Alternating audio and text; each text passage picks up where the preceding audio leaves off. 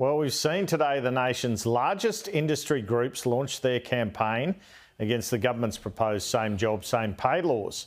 In simple terms, the laws aim to reduce the pay gap between labour hire workers and full-time employees by ensuring they get the same rate of pay if they're employed to do the same job. Joining me now is the Workplace Relations Minister Tony Burke. I'll get to that campaign in a second, Mr Burke. Thanks for joining me. But I wanted to ask you first about the multi-employer bargaining legislation coming into effect tomorrow. What does this mean for workers and bosses? How do you expect it to progress from here?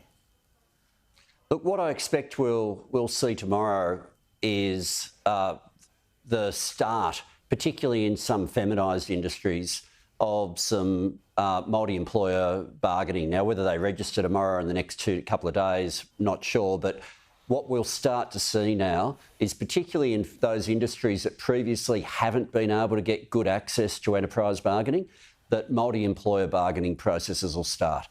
And you'll find in some of those, which will be counter to some of the debate last year, you'll find in some of those, some of the employers very, very keen to embark on that.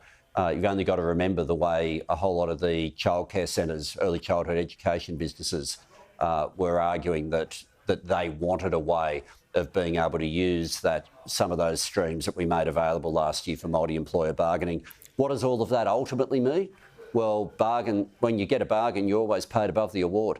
And if you can get that going in feminised sectors as well, not just part of getting wages moving, it's also part of closing the gender pay gap. All right, well, speaking of wages, we saw these decisions on Friday.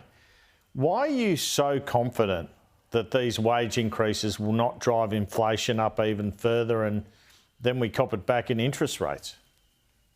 It's not just me. It was also President Hatcher, the President of the Fair Work Commission, when he delivered the decision last week, was quite specific that the decision that had been made, in the view of the Commission, having weighed up all the evidence, was neither going to cause nor contribute to any sort of wage price spiral. But he's the guy Mr Burke, he's the guy you appointed, right? So I guess you would expect him to have a similar view to the government.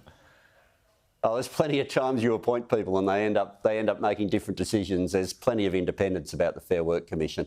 But one of the facts that he gave when he made that decision I think is really pertinent.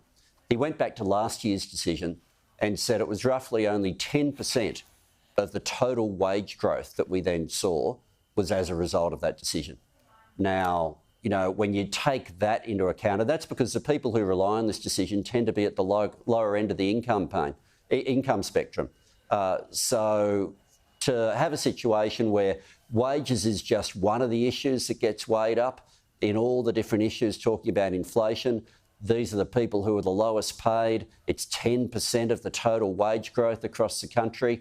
It's a real stretch to start blaming cleaners for interest rate decisions.